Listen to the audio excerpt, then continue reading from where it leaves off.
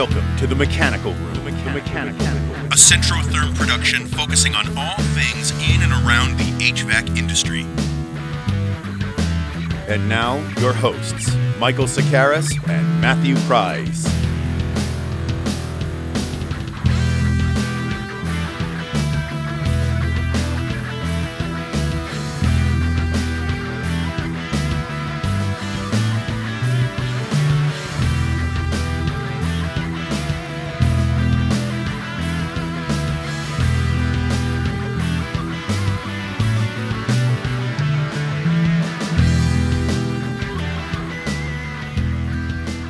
Ladies and gentlemen, boys and girls, children of all ages, those who want to breathe clean air through ventilation systems, and flue gas enthusiasts the world over, welcome to the Mechanical Room. This is the June episode.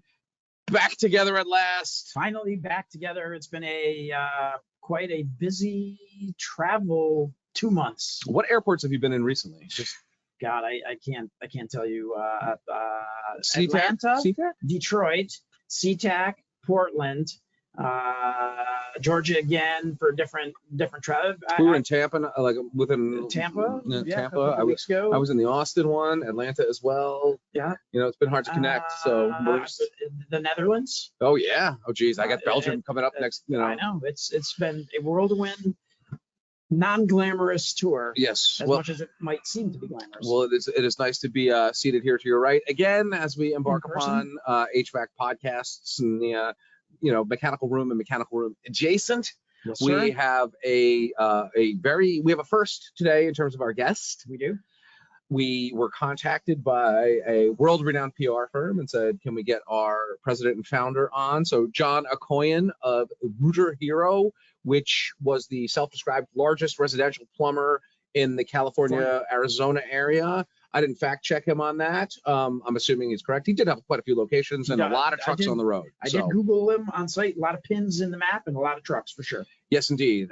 Is it the largest? I'm assuming so, since he said so. We'll give him the benefit of the doubt on that one. That's the way we roll here at Centrotherm. Yeah, zero fact checking at all. Make any claims That's you'd not like. true. Sometimes too much fact checking. Did you know that in a flue is rated up to 1 trillion BTUs? I did not know that. I would not wager. You can heat South America with this stuff. I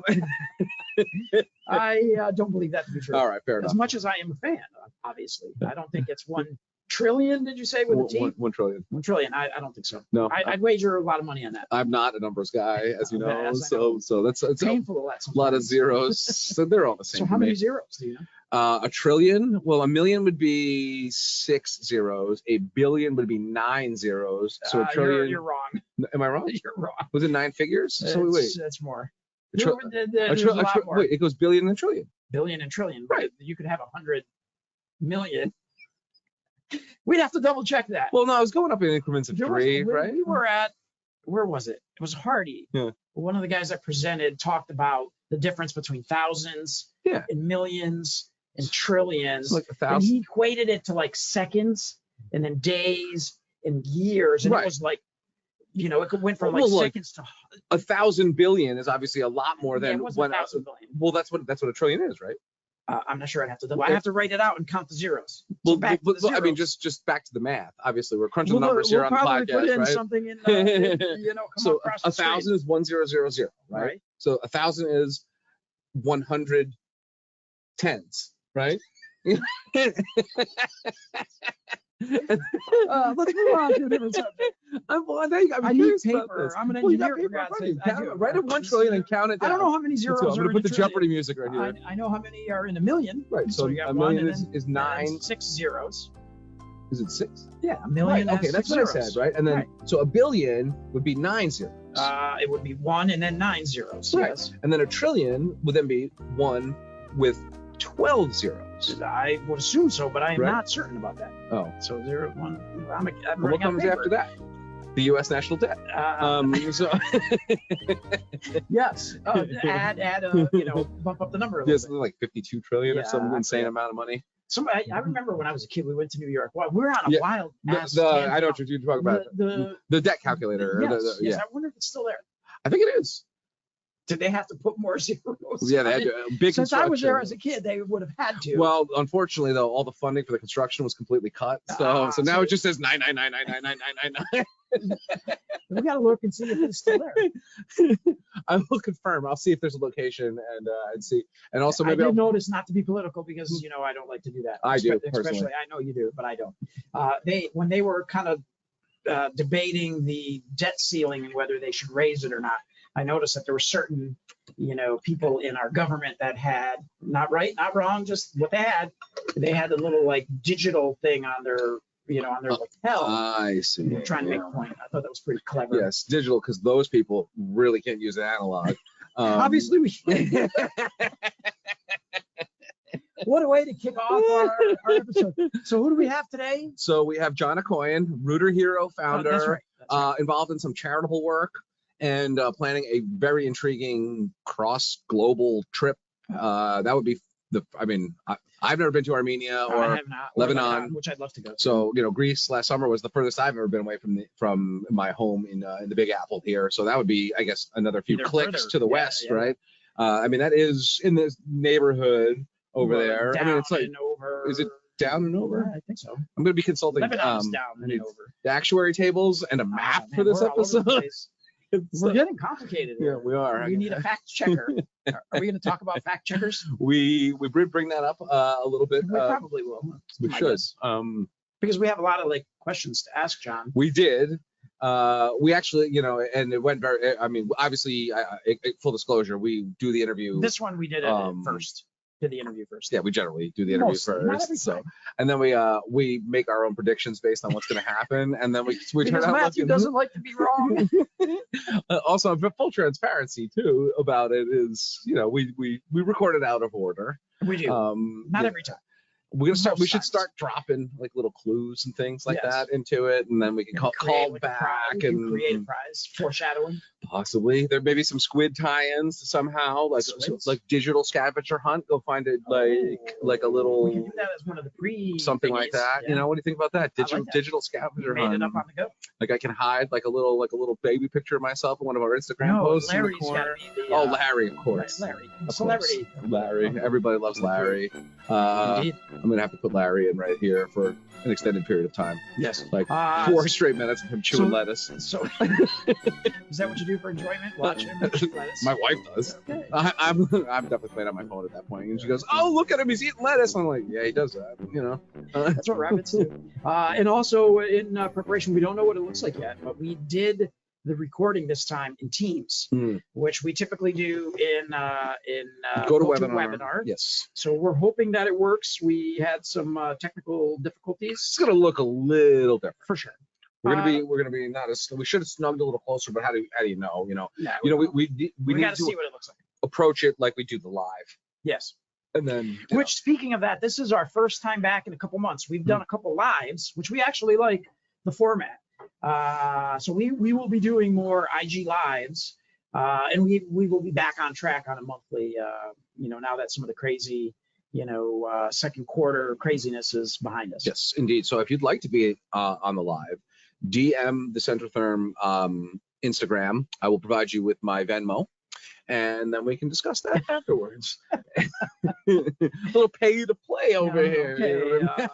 No, that's not the case. How bad do you want to come to South Beach is the question. Well, we will be introducing some of that stuff shortly. We have already, and there's so much more to come. We did that on the IG. If you missed it, we are doing Squid season 2. It's coming February of next year. More to come. We are developing, as Matthew is scurrying through his bag to find something. Oh, yeah. We are developing the qualification round activities. We are going above and beyond. What is that? Oh, the sticker. I'm keeping it low so it doesn't go off the green screen. So this is like a bit of an Easter egg, right? Nobody knows about this. Not yet. Only a couple of people have seen this.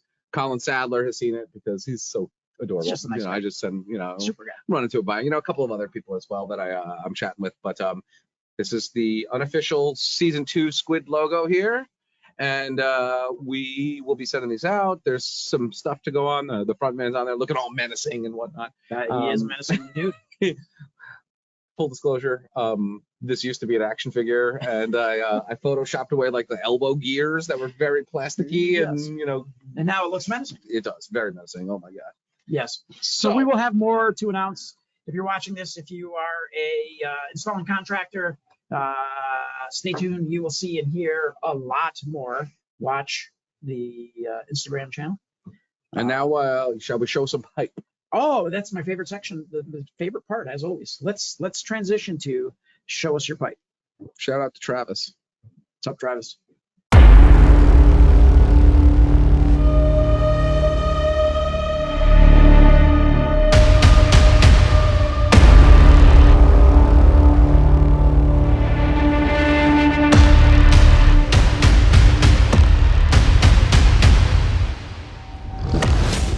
Okay, we are now back for my very favorite part of the podcast, which is show us your pipe. This round, I wanted to change it up a little bit, away from the diamond plate. We've had a lot of diamond plate. It's Matthew's favorite, but I got to make the call this time. So we did a little bit different. Looks like a commercial install. It's some A.O. Smith common vented systems, both on the intake and exhaust. It looks like a bank of 2 and a bank of 4 at least. So Matthew, what are we looking at the screen here? And I'm sure you'll be popping this up Of course. on the viewers screen as well. What do we got? So honestly, this is one of a better look than we typically get at some of these branch tees, or when they're made from the dreaded polyvinyl chloride. They're affectionately known as Ys in the field, but we call them branch tees. And there's a ton of them here on both the intake and the exhaust, as you mentioned. And you can clearly see like the uniformity of them. This is one of those nice segmented kits that we make. And this is executed perfectly by Midwestern Mechanical. Thank you to Dakota Supply Group, who sent them to Danny Michael at Michael Sales, who sent them to Scratch Golfer Bill Summers, who sent them to Marketing Dynamo, me. And now we look at them here on the podcast as I share them with you. So it is definitely nice A.O. Smiths out there in Rapid City, South Dakota. Our first winner from South Dakota. Yeah, I'm not fact checking it, but I'm 100% positive that South Dakota, this is your time to shine. What is the state nickname of South Dakota? I have no clue. Black Rock State? Something like that? I don't know. I don't know. I'm gonna We'll have some, to throw it in the some screen some here. South Where did Dakota. that come from? I don't know. Just out of the blue. South Dakota. I've never been there. You've been to Fargo. I've been to Fargo. Yeah, I have. Is Fargo in South Dakota? It's in North Dakota. Yeah, whatever. The same. Right? So I was, we were doing the zeros earlier. Now we're doing our geography. Well, I said we wanted. Fargo is North Dakota. You're right. You are. And I have been to Fargo. Is Mount Rushmore in South Dakota? You're gonna make us look back.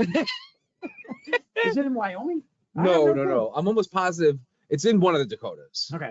I've not been to Mount Rushmore. I've not either. Although, I can't. My apologies to our Instagram friend, and I'm forgetting who it was, but I was just watching some Instagram lives with a contractor. Oh yes, who was out there, and I forget who. They weren't from there. No, they were visiting. It was like yeah, I mean, that's. I mean, geez, Mount Rushmore has to be the #1 most visited thing in whatever the hell those states are, right? It has to I'm not be. sure where. It's pretty bad. I should know. Yeah, I forget. As much as I get around, I've not been there. I've never been there either. But either way, That's these what water Google's for. heaters are providing the hot water directly to Teddy Roosevelt's nostrils.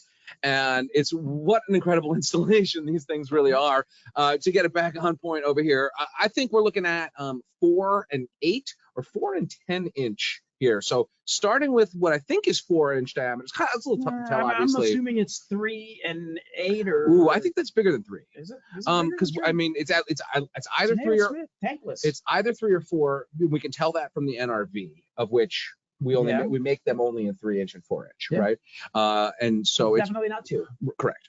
And so I'm not sure either way. But then the manifold obviously is much larger to handle the flue gas load from this. So 3 and 10, eyeballing it maybe. I don't know. 3.6, 3.10. I'm thinking 4.10. It's 4. Sure. I think it's 4.8 or 3.6, but they look a little bit bigger than. We should have done more homework. Well, I called Midwest Mechanical, You did earlier. and they are out there providing heat to the rest of the people in South Dakota and whatnot. So, I will if in between now and showtime, if I get a call back. Now, Nothing against Midwestern Mechanical. I called him like 5 minutes ago, so that's not. And he's maybe doing the work producing this tonight, possibly. Yeah. So usually that's, I mean, just like with so Bill sent me a fun Monday message the other day, and I was like, oh, can you get, it was from George Johnston. Congratulations on your hole in one. Hole in one, yes. That's next week's Monday message. So giving a little preview on there for all the diehard Monday message folks out there, of which at least one exists. Me. Yeah, us, So, I did ask him for, like, can you get me a shot of George swinging a club or something like that? And they filmed it after the round. So we do also have the Jason Barnes hole in one. Oh, well. That's classic. Yes. Yes. It's a wallop of shots. I showed that to somebody the other day. I showed it on the golf course to Larry. Okay. Larry of WMS Sales, who was my golfing partner the other day. And I must say, it was the best round of Aspie golf that I participated in. No thanks to me, but it's always about the people you're with. So the folks from RJ Murray, my bandmates from the Blue Hawk show. Oh, they were there. I invited them. Oh, very nice. So we needed some more. Max couldn't make it. He was golfing like somewhere else. Guys, obviously in demand. Max, of course, was our golf partner at the Aspie thing. He also worked for WMS. But no, I pulled up my bandmates from Blue Hawk. And one of them, both of them have golfed more than I have, which is not saying much.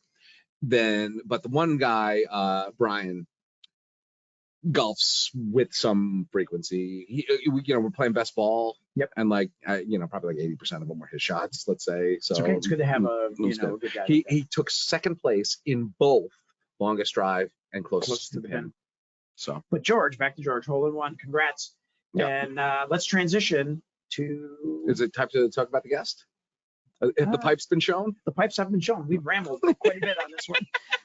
So I think we're ready to roll, unless you have any parting words of wisdom. Too many, but I'll leave them for another time. Thank you very much.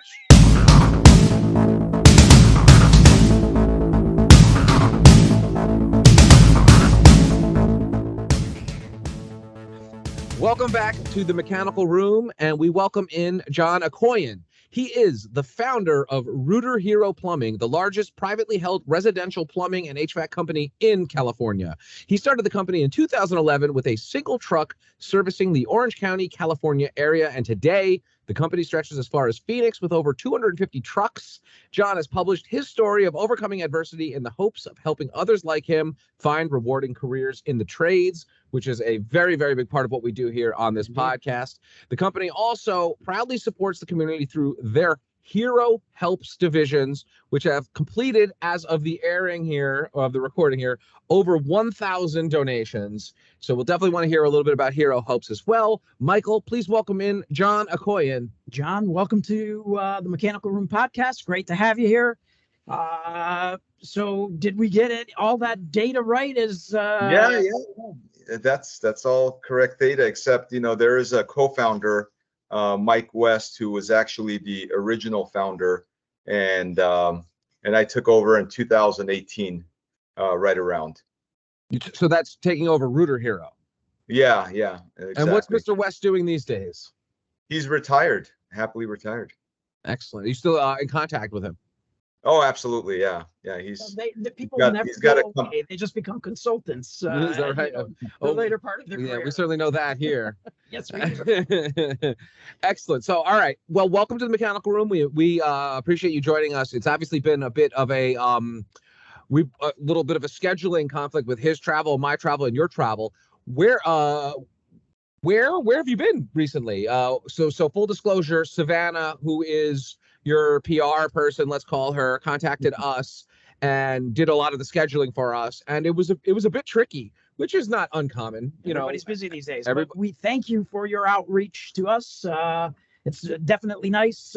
We have to search and find guests. You guys presented yourself, so we're very grateful for that. Yeah. Thank you. So where have you been in the world the last couple of weeks? What have you been up to? I've been traveling for work mainly. So this last couple of weeks, just going up and like north and south and east and west, and just trying to look at preferable areas where we're starting locations. I'm talking to some business owners that want to merge into our company. So that's taken a little bit of time. So I've been traveling a little bit. However, this next week or two, I'm going to do some personal traveling. Looking forward to that. Taking a trip with my wife and my son to Lebanon and then to Armenia. So it's going to be a nice family Interesting. trip. So, Yeah. so the business travel has all been in the California, Arizona area, where primarily Rooter Hero is centrally located. Yeah, we're pretty much, we've covered the map in California. We've got a couple more areas that we're going to greenfield over here that we're going to start. We started implementing HVAC. We started out as a plumbing company, a drain cleaning and plumbing company, and we got into HVAC right about last year, maybe to the middle or end of last year, and now we're building on our air conditioning. So we're adding air conditioning divisions in all of our plumbing companies. And at the same time, we're opening up new plumbing and drain cleaning companies as well, with the HVAC model that's already in the new ones as well.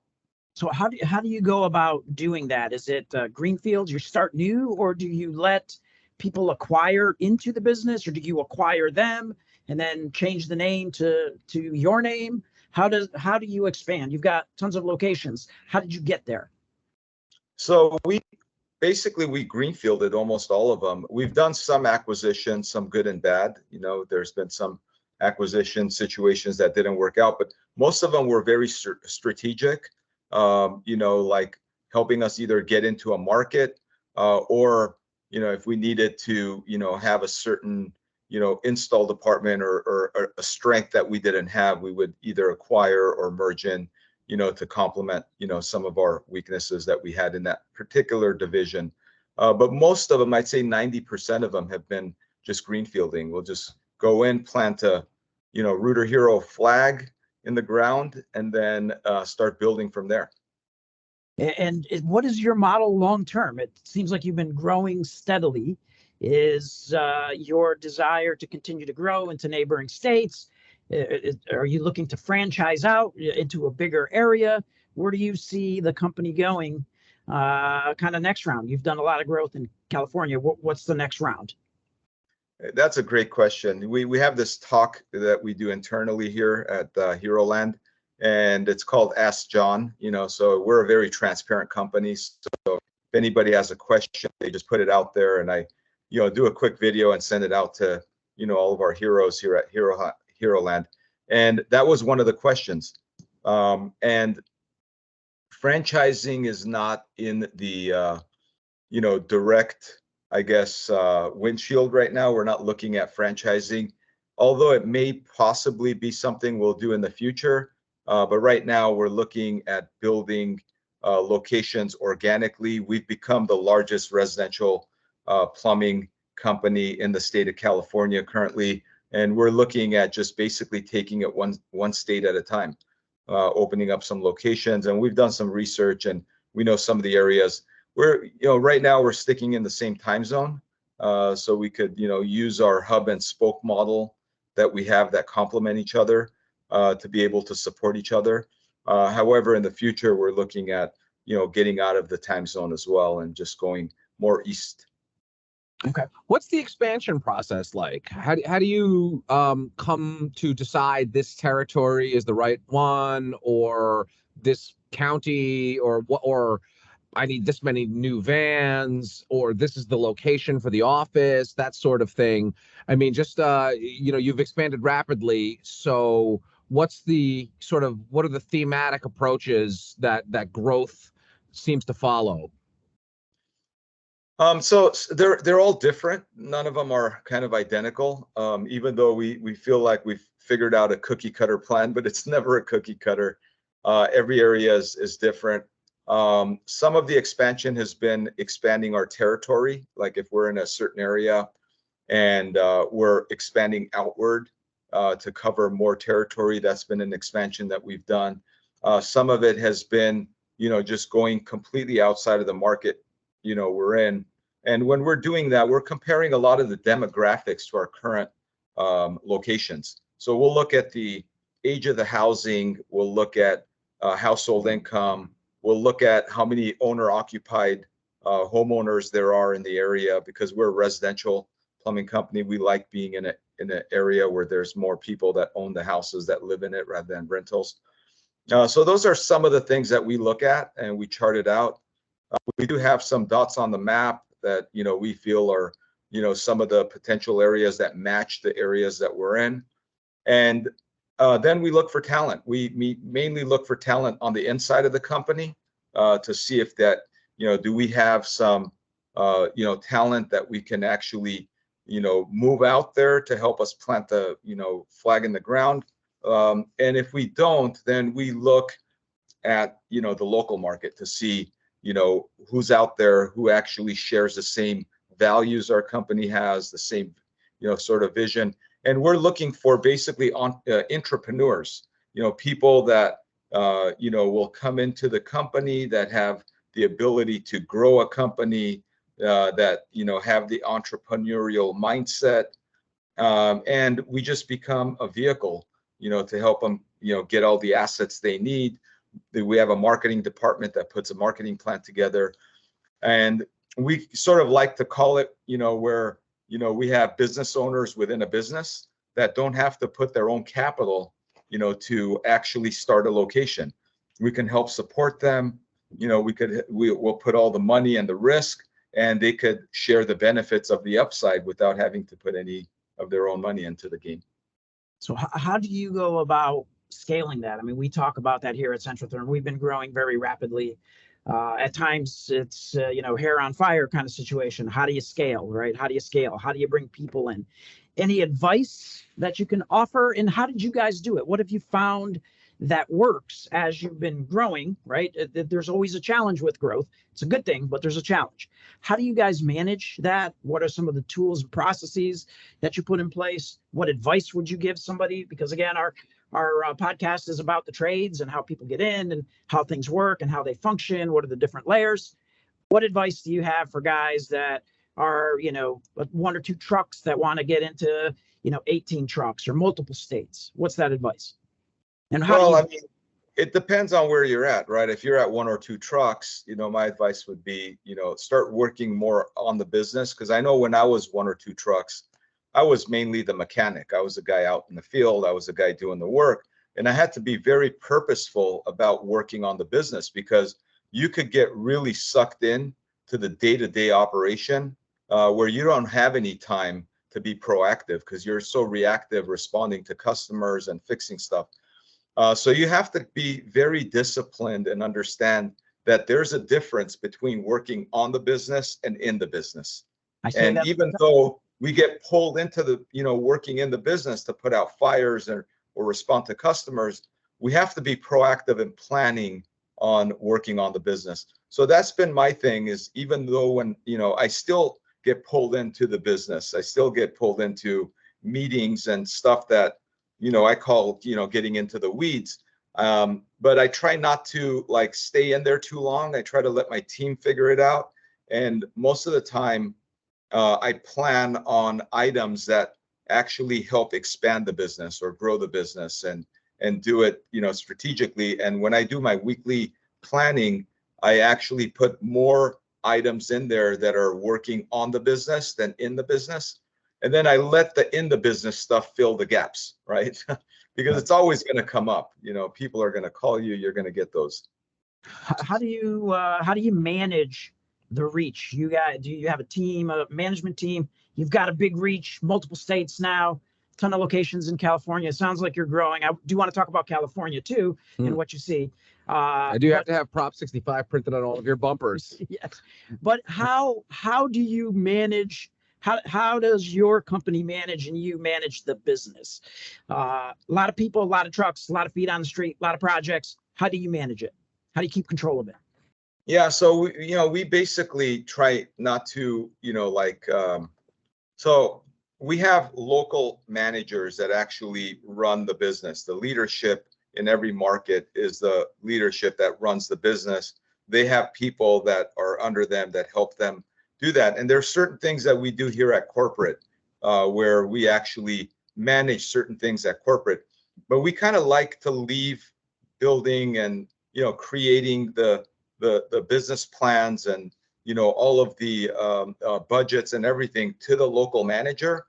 And we try to become a tool to the local manager here at corporate, where we provide them all of the necessary services, and anything that has to take up a lot of their time and resources that are repetitive, we do over here, and let them do the frontline stuff where it comes to hiring and doing a lot of that.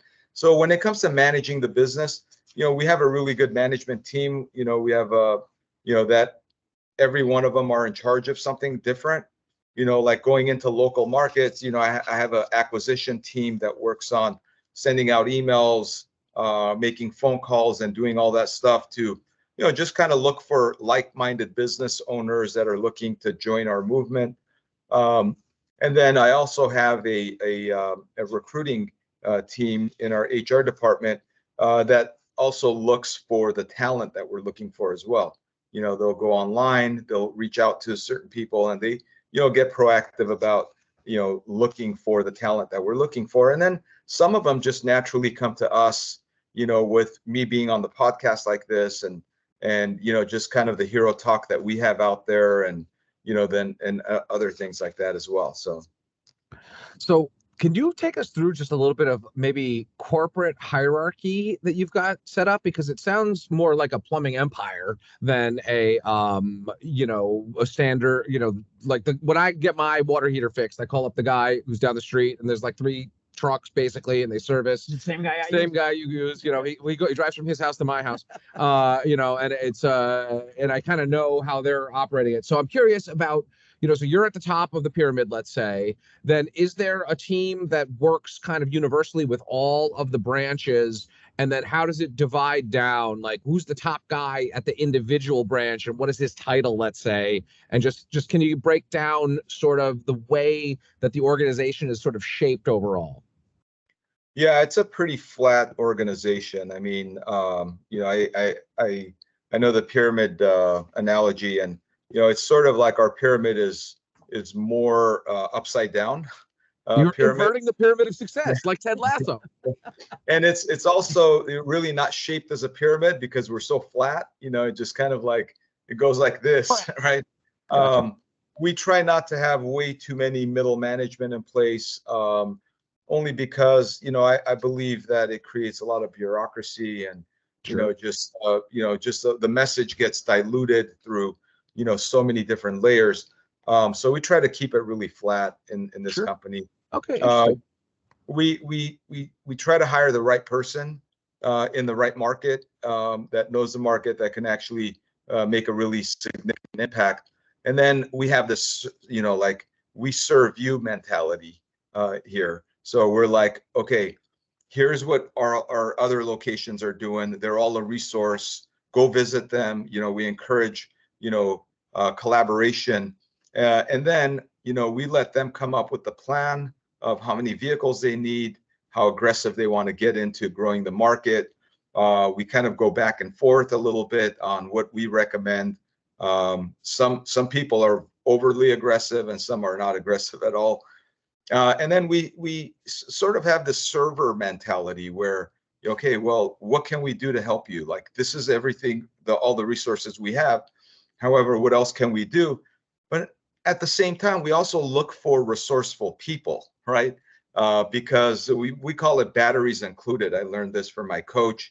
And we look for batteries included people that come in with their own, resources. They come in with their own energy, self-motivated. Even though you provide them resources, if the resource isn't there, they'll go find the resource, right? They're not like dependent on you. So we look for batteries included type of people that come in with their own energy, self-motivated, resourceful, and then we add our resources on top of that. And if we get that right, then we have a explosion of growth in a certain market. If we don't, it's kind of a lot slower, and we just have to go through the cycle of trying to build that market. And we're playing the long game. Okay, so when you're playing the long game, and what I mean by the long game is that, okay, we have a 25-year plan. Okay, we're not looking at a small, hey, what 2-year plan or 3-year plan, because I'm doing what I love to do, and I want to be here, as long as I can. At the same time, I know that eventually I'm going to have to find a successor and train them and do that. but because we're playing the long game, we're not looking at making short moves, meaning that if there's a manager that's in a market that has the potential and they're just not, cutting it for the time being, we invest into that person, into their education, into their, mindset, into their, resources, and we try to connect them with people that we have so they can actually see and do the things that they can do to actually, grow into that market. And we have equity plans for them too. So it's beneficial to them as well, for them to help grow that market. Understood. So I'm going to take you back to something you said a little bit ago, which was you do market analysis. We talk a lot about that here too at Centrotherm. Reluctantly. Where do we, Matt, it's Matthew's favorite subject, but it's something that we delve into, like it or not. You gotta refer to data, right, to try to make your the best decisions as possible.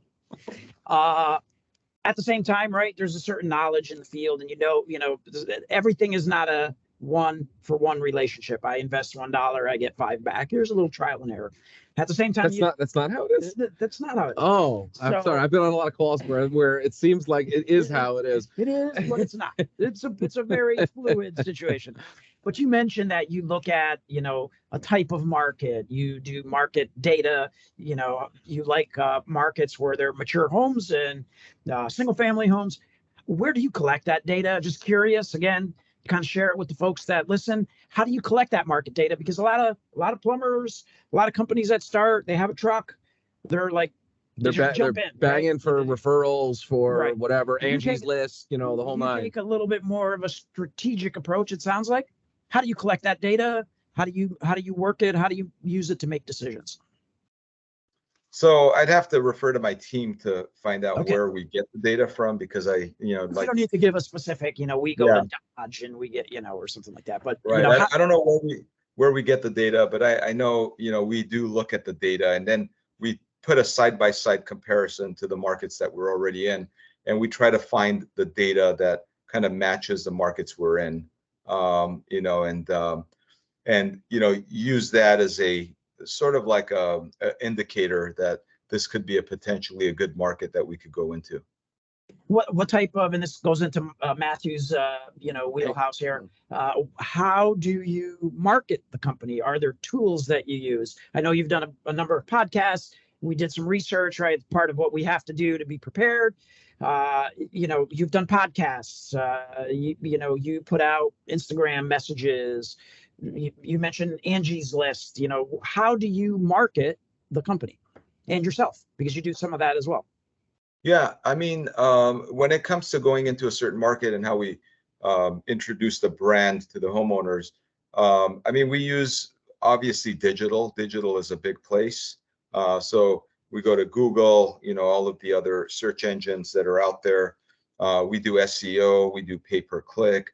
We do Google LSA, we get on the Google Maps, we look at local, just mailers and stuff like that, and we'll put some coupons out there. So that's typically, the kind we do. We get our team involved to do door hangers and other things as well, that can potentially get service calls. And those are the typical things, that we push for a lot of reviews, happy customers, and that sort of, seems to help as well.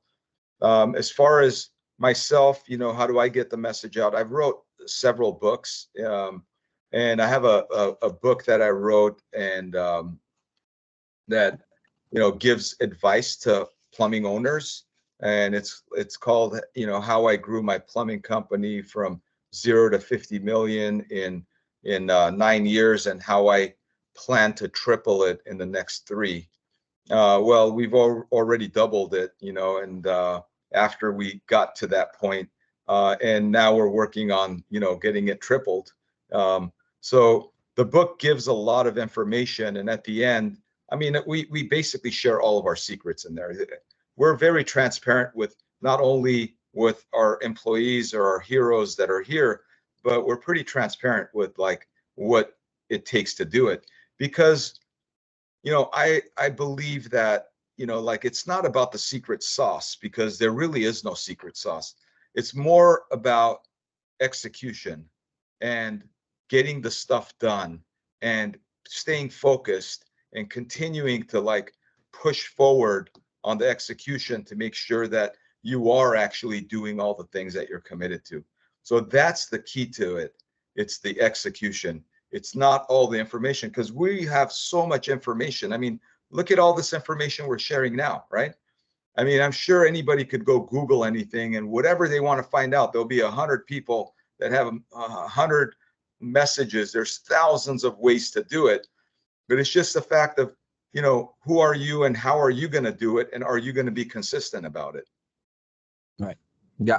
So you mentioned asking for reviews. Is that a critical part of it? Is that how you get a lot of referral business? Is that how does the technician push for them? And then also, I mean, you guys are quite large, so there's quite a variable experience from 5-star to 1-star, let's say. How do you deal with inevitable negative reviews? And how do you multiply the positive reviews on the other side too? So we have we have a team here. We call them HCOP. Okay, they're the happy. It's called the Happy Client Ownership Program, and we have a team that's part of HCOP, and they police all of our reviews, positive, negative, whatever it is. So when we get a positive review, they reach out and thank the customer. And, you know, it's a common courtesy. Somebody took time to, you know, say something about you. You want to, you know, positive, you want to thank them, right? It's one of the rules that we have here. And they also respond to negative reviews. So what they do is they collect all the negative, they respond to the client, they go back to the local area that the review came out from. They deal with the manager, they put it on a list. They have the you know, like the okay, and they have the ability to resolve the review, okay, whatever it takes. You know, if they feel like, you know, they need to give a refund, they'll just, you know, they have the ability to say, I'm giving you your money back, okay, because they're smart enough, they're trained, they know if we've done something wrong, we only want happy money in our company. We don't want any unhappy money over here. So if somebody's not happy about what we've done, either make them happy or give them their money back. Bottom line, that's the rule they operate from. And if they need more data, they go back and forth. They listen to the technician, they listen to the manager, and then they either leave it up to the local manager to handle that, or they handle it themselves. If it's left up to the local manager, they need to follow up until there's a resolution. And if there is no resolution, they take it back in their hands and they resolve the problem. So that's how we handle positive reviews. That's how we handle negative reviews.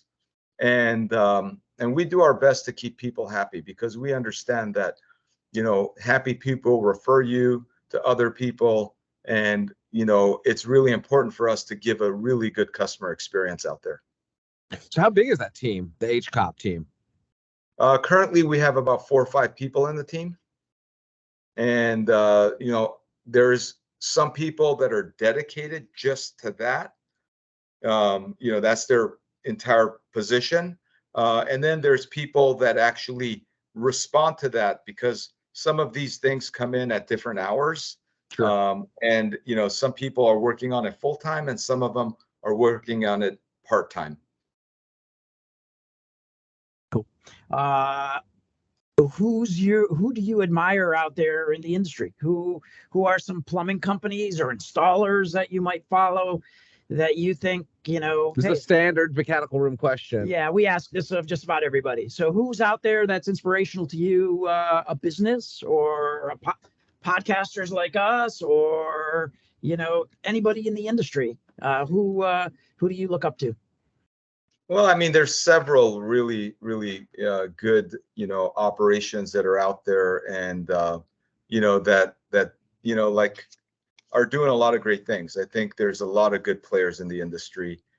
Some of them that come to mind right now is, you know, I used to be part of a networking group. A lot of the companies got bought out by private equity at this point. So they're owned by private equity, and they're still there. The owners, my friends that were part of the group. We had a group called the Families Group, and in the Families Group, there was, it started out with, like 4 or 5 companies, and then we kind of grew it over to 7, 8 companies at the end, I think.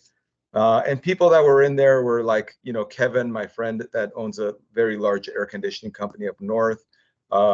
Leland, he had a company down south. I don't know if he's retired now, but I know he did end up doing a private equity deal. Jonathan, who's, over in on the East Coast, had a really good sized company out there. So there's just several. I mean, my friend Bassam, who's in Washington, has a very big company. I mean, they're probably north of 200 million by now, I would imagine. He's a big inspiration. And there's just several people in our market that are doing just things really well. There's just a lot of great players that are in the industry, and I appreciate them because they're creating the high standards that everybody needs to operate from. And I use that as an example of things that we need to be doing as well at Heroland. So using this operative word hero, tell us a little bit about Hero Helps. That sounds, the bio I was given was a bit vague. So who are these heroes helping? What is this charity organization doing exactly? And what's your level of involvement, let's say? Yeah, it's an organization that's within our company. There's, there's good 3 or 4 people that are mainly involved in kind of like setting up all the Hero Helps, coming up with what are some of the things that they're going to do. And every month we come up with some kind of helps program to help the communities that we're in. And it's kind of got its own wings at this point. I mean, they set it up, they put it out there, and our people are the ones that actually contribute to this. So everybody in our company just kind of pitches in. If it's going out and doing some volunteering work, if it's, doing donations, if it's, gathering food or giving out stuff, they're just doing it on their own. I mean, they don't really require me to tell them what to do and I try to help as much as I can, but sometimes I get so busy, I kind of forget, but I really do appreciate everything they're doing. They just make a huge impact in our community. So that's who they are. There's like about 3 people on the team, maybe 4. That some of them are working full-time on it. Some of them are just kind of part-time on it. And they're all within the organization. They're all at the hub level. So one of the questions that I wanted to ask, I always try to weave this question in, is you obviously are a consumer yourself. Your business is buying stuff. Who's your favorite distributor if you're open to offer that? What makes them so great? Well, I'm really not, so involved in the relationship with the vendors, but I do look at a lot of the bills that come in, and we just have a lot of great vendors that are helping support our company. So I'd have to ask our install managers to see who are some of the vendors that we use, but there's several of them, and they're just so generous themselves because every year we do have a holiday party we do, and we look for sponsors. And just some of the sponsors that have been on there are like Enterprise that supply our vehicles. They're constantly sponsoring us. We've had our marketing companies, some of the vendors we use like ESP. Iman's been a very generous sponsor, at our holiday events, and just a lot of the ones that provide us materials as well, like Permaliner, that provides us quite a bit of stuff. Goodman has been really generous in the past. So there's just so many really good sponsors and vendors that we deal with. I just don't have personal relationships with a lot of them. So you've got other things you're worried about and dealing with. Yeah. So can you get a direct flight to Yerevan from LAX? No, you can't. No, there you used to. I think there was that one time. That's the capital of Armenia. Oh, okay. That's what I was just Googling. Oh, that's what you're doing. Well, your last name, are you Armenian, Ukrainian? That vowels and an N. Usually, it's from that part of the world. Is it? Where are you from originally? I am from Armenia. Yeah, I was born in Yerevan, and I was 3 years old when my parents decided to, come to America, and I'm glad they did because it's something great that's happened in our life. They were looking for a better future for their kids, so my mom and dad decided this is the place to bring them. So yeah, there is no direct flight. No, there used to. You've got to go through Athens, I think, to get there. Yeah, you go through Paris, you go through, you go through Moscow. I Don't think go there. You may get caught there by accident if you're not careful. Yeah, there is some flights through Dubai and some of the other countries, but there's no direct flights. No. So that was my segue into the less businessy little closeout section of this. Like, what music are you listening to when you're on those connecting flights through Dubai? And tell us a little bit. So you're from Armenia, but you're going to Lebanon. Obviously, it's like the same kind of like geographic area, let's say. What are your plans? Who you're bringing your family, sightseeing? You going to see grandma? Are you going to what's the plan? Just let's hear a little bit about John Akhoin. The personal side. Yeah, exactly. Yeah, I mean, my family is my my love affair. So I enjoy spending as much time as I can with my wife and my kids and doing trips with them. I love reading with my boys. I do that as often as I can. We have little book clubs together and we read self-improvement books. I love to mountain bike. I love working out. My wife is also into fitness as well. So whenever we travel, we're always spending a lot of time at the gym. We're either running on the beach or running in the gym or something like that. And music I like hanging out with my friends as well. I mean, we have some really good friends that we enjoy hanging out with and, having weekends with. And music I like is, I listen to David Guetta, I like house music. Techno. I like some rap music. I like country. I mean, I just like every kind of music. I listen to some old school stuff too, Tom Jones and some other stuff as well, so there's just I'm really enjoy music, but I mostly enjoy when I'm alone. I like reading. I love listening to audiobooks, and I love self-improvement. I just swallow that stuff a lot, and I try to grab one or two good things out of it. I look at those as wins instead of trying to do everything. I look at improving some of the things that I'm already doing. And it's funny because, I mean, there's just processes and things habits and things you put in place, and a lot of them are repetitive, but you have to find what works for you, right? Because whatever works for you, and I'm a simplifier. I like simplifying things, and I've tried so many different, self-improvement stuff. So that's basically me. And when we go to Yerevan, my son, who's 17, Christian, he goes to a Armenian school. And my oldest son went as well, and they take the high school students to Armenia every year, and that's one of the reasons that we're going this year, because our son Christian's going to be there with his whole class.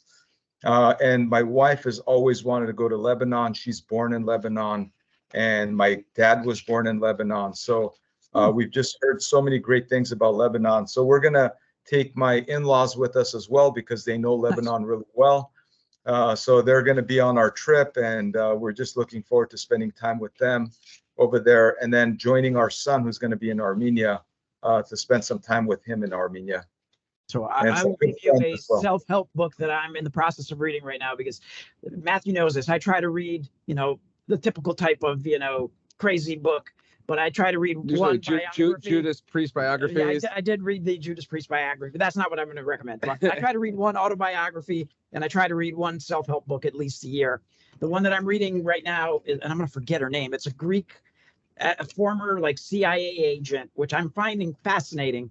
It's called Becoming Bulletproof. So it's excellent. Her story is interesting and compelling, but some of the things that she is writing about are pretty interesting. And I stumbled upon it because my daughter's going to Italy for an exchange program, and I kind of stumbled upon it, and I said, this would be good for my daughter. But I read it first before I gave it, before I'm going to give it to her. So Becoming Bulletproof, big, long Greek last name that I can barely pronounce, even though I'm Greek.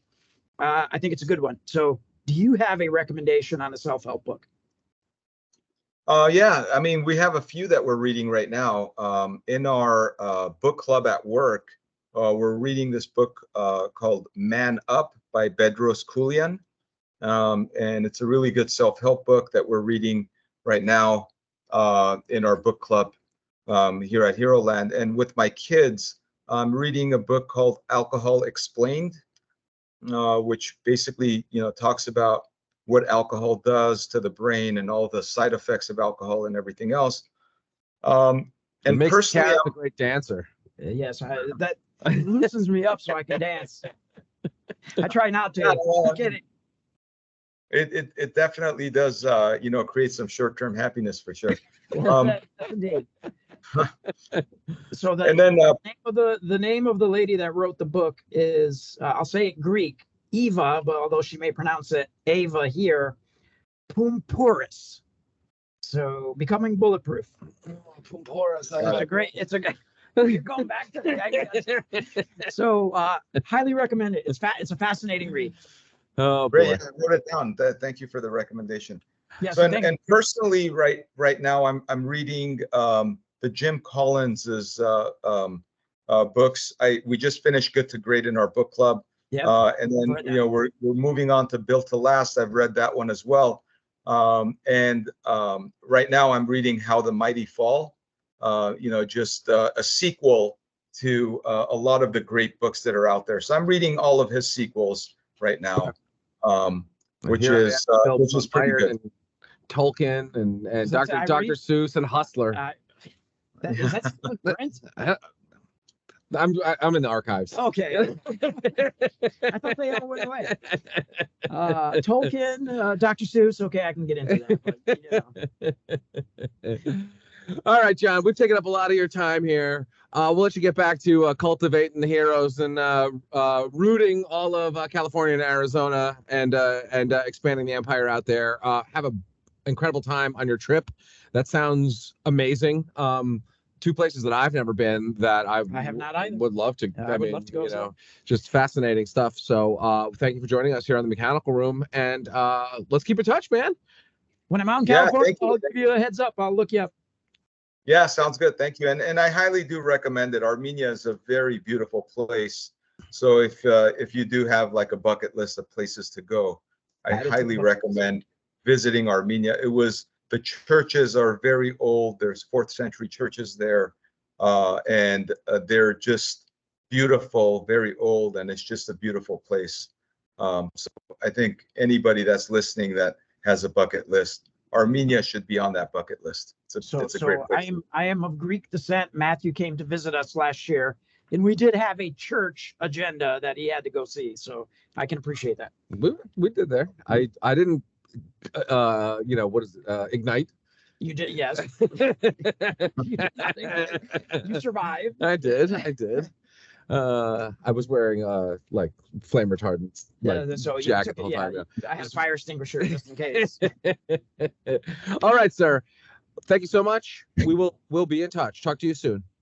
Great. Thank you very much. It was nice talking to both of you. Take care. Signing out.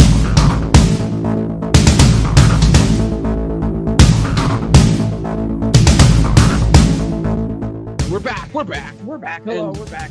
All right, let's call it a June podcast. This is what is definitely interesting with the combination of multimedia that we are utilizing here. Yes. But great installation from our friends at Midwestern Mechanical out of South Dakota. Lots of fun facts about both facts, numbers, and geography. Yes. And good wonderful interview with John, who somebody we had never met. No. His PR team approached us, so that's a nice first. Thank you for that. Milestone. Actually, the PE HVAC. Also, there was some dialogue about that, but it's nice when we saw that. Actually, we should have mentioned that as well, because Roberto Roberto. Hell of a nice guy, and we did a Super sweet full guy. interview with him. A go live. basically This one was a go live. So really, indeed, this was our first mechanical room of where June. somebody was with an outreach to us. Yeah, absolutely. So Roberto was IG Live, The PEHVAC. the PEHVAC. Go to- Go find it. He's used. Let me tell you, he's got some. Have you? His tech. He's got really cool stuff that he does in there. He's utilizing all the apps and all that other stuff to do. I mean, he's got like Marvel-esque stuff. Yes, he's got So we got to hook him up with Louis, the Boiler Man, because the two of them really like jazz up their they're going their for content. it. They are going. And for I would it. tell you that they're both, in different ways, very advanced with what they do. Yeah, Louis got some funky stuff going on. Yes, he does. I'm gonna have him display the mechanical room on the highway. Have you not seen that? The back of his car? Yes.